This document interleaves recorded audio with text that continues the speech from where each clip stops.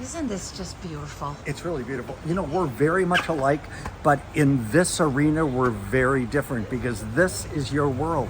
Me, I love it. Yeah. But there are some things I know as well. You know this world? Here we go. Okay. Are you ready? Yes. Geranium. You're right. Okay, come here. Okay. What about this one? It's yours. What do you think it is? It's a petunia. Okay, here. Look. Okay. Geranium. Right. You already did that. How about this? I like this one. This is called, I call it Million Bells. It's a Calabrachia. Calabrachia. Yeah. Come here.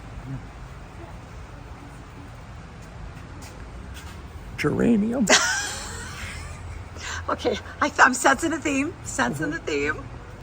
Let's see what else is coming. Oh, here. I plant these every year. How about this one? This What is is this? a vinca. I call it a vinca.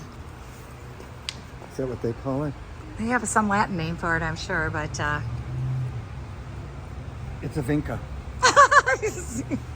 And I've got one more. one that you're going to tell me what it is? Geranium. Oh, Jesus. You know what?